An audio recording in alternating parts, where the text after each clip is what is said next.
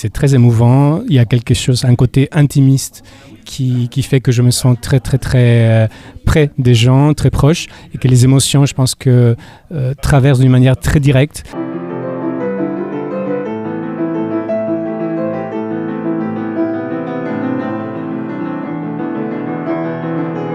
Cette histoire de grands maîtres qui, effectivement, ils projetaient sur moi leur vision de la musique. Et c'est pour ça que j'ai mis du temps à comprendre que la voix de la composition, c'était ma voix personnelle.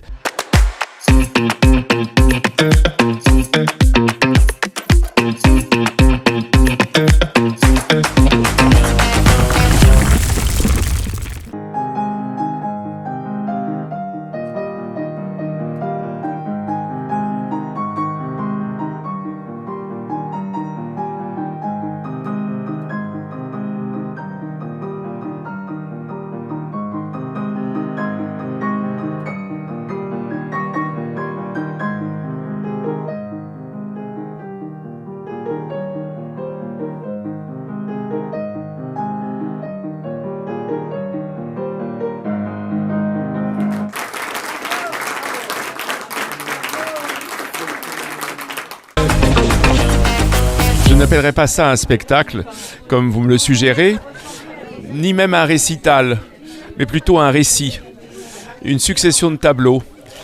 En vérité, puisque je suis aussi pianiste, mais pas du tout aussi professionnel, et que ma compagne est une pianiste russe, je compare les jeux. Ce jeu-là est un jeu extrêmement précis parce que rythmique. Et avec, bien sûr, la passion qu'a notre pianiste pour Philip Glass, il y a toujours, quel que soit le morceau qu'il joue, du Philip Glass. Qu'est-ce que ça veut dire ? Ça veut dire cet art qui est typiquement le fondement de la musique, c'est-à-dire la répétition, et une répétition qui fait sonner au fond les notes, un peu comme dans la cathédrale engloutie de Claude Debussy.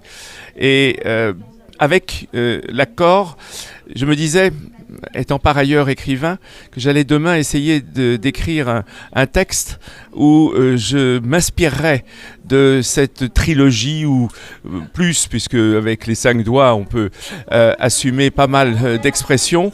J'essaierai de donner une correspondance, comme aurait dit Charles Baudelaire, à cette manière de jouer, c'est-à-dire un contrepoint entre la note qui sonne et les accords avec le rythme et tout cet ensemble qui exprime un sentiment relativement détaché, parce que le pianiste joue très près du clavier, il ne s'agite pas, il me fait penser à un grand pianiste roumain qui était aussi dans cette immobilité, mais une immobilité vibrante de l'intérieur. Son physique lui-même, il est mince, correspond à presque un effacement, mais qui est solide, comme un petit menhir devant le clavier.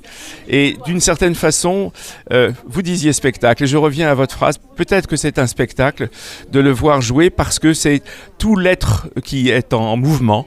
Et c'est peut-être le mot mouvement que je garderai. Un mouvement très contenu, extrêmement contenu. Et le fait qu'il joue sans applaudissements intermédiaires, ce qui est extrêmement bien, justement lui permet de garder cette réserve.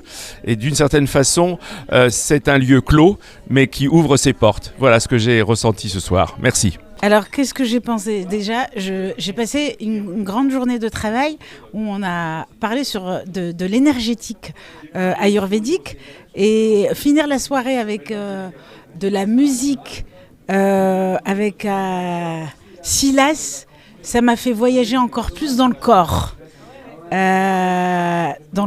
Et ça m'a fait voyager aussi au niveau de mon âme. Voilà, c'est un magicien de l'âme. C'est plus que de la pensée, c'est des sensations évidemment. C'est un voyage d'une heure où on est complètement transporté, touché par la grâce. Et on s'imagine dans des situations totalement improbables, parfois au-dessus des nuages, parfois courant dans une ville. On ferme les yeux et on se laisse transporter ailleurs, et dans beaucoup d'ailleurs. J'ai trouvé que c'était très bien parce que c'était surtout très spontané, et d'abord sans partition, c'est quelque chose d'agréable. Je pense que s'il avait eu encore un piano plus grand, un 3/4 de queue où ça va être encore plus beau. Et puis surtout, il y a beaucoup d'intimité et ça, j'aime beaucoup. Donc, j'écoutais de la musique et je regardais une musique aussi. Je trouve que le musicien, je sais pas, je voyais des notes de musique sortir de ses mains, de son corps et tout. C'était fabuleux. C'est vraiment extraordinaire. Merci.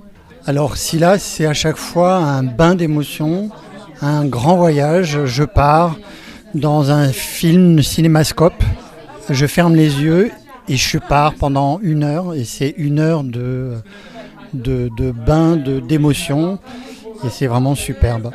Alors mon ami Silas, je le connais depuis si longtemps. Et ce soir, il m'a fait voyager très loin en Argentine. J'ai senti la distance entre la France et l'Argentine, le cœur là-bas et le cœur ici. C'était rempli de nostalgie et rempli d'émotions surtout. Et il a fait des interprétations remarquables et c'était magnifique, magnifique. Et je l'aime énormément. Alors, je remercie tout d'abord Charles et Chase de m'avoir convié à ce moment merveilleux, exceptionnel, et d'avoir fait la connaissance de ce pianiste hors temps, hors tout. Voilà. Merci. Et je pense que je vais être une spectatrice assidue de franchement, c'était magique parce qu'on était transportés dans son univers. Il a réussi à nous emporter dans son univers. Et donc on rêve. Surtout que moi, j'ai volontairement fermé mes yeux pour bien ressentir la musique. Donc franchement, c'était une parenthèse magique. J'étais complètement emportée par la musique et ça me donnait envie de créer. Et pas dans la musique parce que je ne suis pas musicienne, mais ça me donnait envie de dessiner, d'écrire. J'étais partie complètement dans dans une sorte d'extase et d'envie de créer. Alors j'ai été emmenée dans un grand enthousiasme au piano, avec des grandes envolées et puis des moments beaucoup plus doux, donc beaucoup de changements de rythme, mais le tout dans une énorme énergie. Voilà, donc j'ai beaucoup aimé. Quand j'écoute un concert comme celui de Silas ce soir, je ne pense pas, ça ne pense plus. Ça se laisse emporter dans une vague où j'ai toujours cette sensation que Silas ne joue pas du piano, il est joué. Il est joué par une force bien plus grande que lui. Et c'est cet absolu, cette musique qui surgit de cet absolu qu'il nous offre en partage. Et du coup, non, ça ne pense plus. Je deviens un être de pure écoute. Et c'est comme si tout en moi se retirait pour laisser en moi la musique telle qu'elle est. Et je me pose toujours cette question qu'un de mes amis s'était posé à une époque, à un ami qui n'est plus, mais qui s'appelait Alain Didier Veil. Il disait toujours, demandez-vous qui de la musique ou de vous écoute l'autre. Avec Silas, je fais l'expérience d'être écoutée par la musique, tout en l'écoutant, mais d'être écoutée par la musique. Et c'est une expérience absolument inouïe. Et moi qui m'émeut profondément, parfois il y a des larmes qui viennent, mais je ne sais pas d'où elles surgissent, comme je ne sais pas d'où surgit cette musique. Comme j'ai l'intuition d'où surgit cette musique, j'ai l'impression que mes larmes de joie en écoutant Silas surgissent exactement de la même source. Et c'est un bonheur total. Une capacité d'harmoniser les contraires, les contrastes, le vif du vif avec le tendre du tendre, exceptionnel. Le concert que je viens de voir est une merveille parce que c'est de la pure musique et où le concertiste se met derrière la musique. Et c'est vraiment ça, l'art de Silas. Dans un lieu merveilleux, avec un jardin, avec des amis, avec des spectateurs tous tellement sympathiques et généreux. Voilà, ce n'est que du bonheur.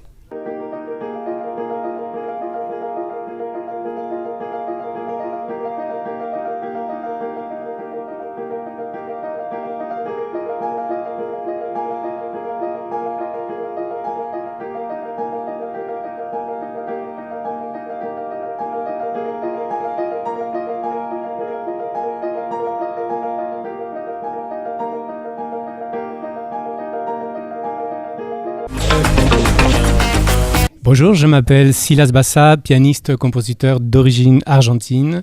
Et ce soir, je présentais un récital de piano au théâtre privé Bichat à Paris, ici dans le 10e. Et c'est un lieu pour moi très très très important qui signifie beaucoup de choses. Et je suis très ému d'avoir fait ce concert ici.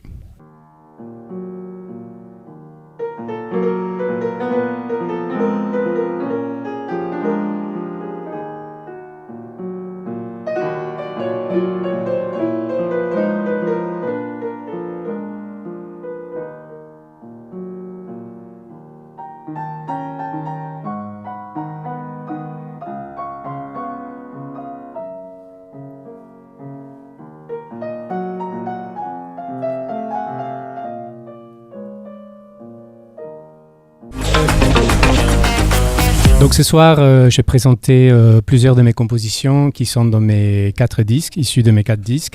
Et aussi, vu que je rentre d'une tournée d'Argentine récemment, il y a 2 semaines, j'ai été 1 mois et demi en Argentine, je me sentais aussi avec l'envie de présenter quelques compositeurs argentins et de revaloriser un tout petit peu cette musique, mélangée aussi avec mes compositions.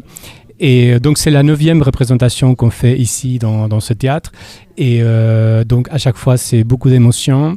Et donc j'ai changé aussi à chaque fois un petit peu le programme. Donc très très heureux d'avoir présenté ce soir ce programme-là.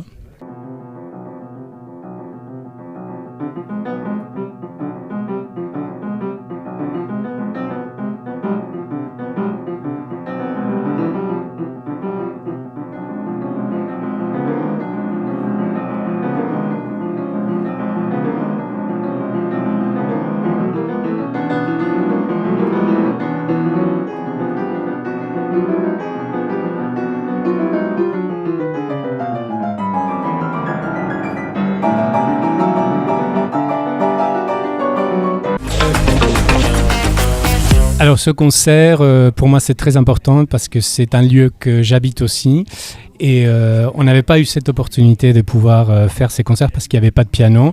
Et donc du fait que j'ai acheté un piano il y a quelques mois, on a décidé de enfin pouvoir présenter ici, de pouvoir moi-même produire. Et donc on est très content parce qu'on a un superbe accueil du public. C'est très émouvant, il y a quelque chose, un côté intimiste qui fait que je me sens très très très près des gens, très proche, et que les émotions, je pense que traversent d'une manière très directe, contrairement peut-être quand on est dans une grande salle. Donc je profite bien de cette proximité avec le public et les émotions que ça dégage.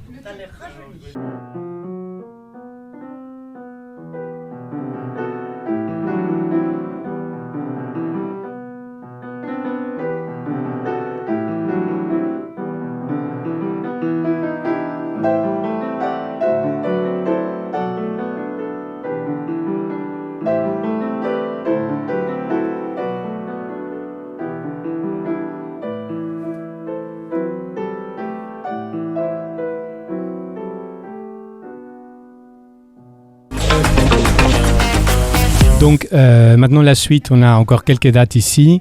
On va certainement reprendre à la rentrée octobre-novembre. Donc soyez alertes pour les nouvelles dates ici au Théâtre Bichat. Mais j'ai aussi une date à l'ambassade de l'Argentine le 21 mai. Et ça sera dans le cadre de la semaine de l'Amérique latine à Paris. Et il y aura aussi un concert aussi à Paris, à l'église Saint-Méry, au mois d'août, le 9 août. Ensuite, il y a une date aussi au Luxembourg. Je serai pour la première fois au Luxembourg au mois de décembre. Et d'autres dates qui sont en train de se confirmer. Donc, vous pouvez suivre tout ça sur mes réseaux, Instagram, Facebook, ou sur mon site aussi officiel.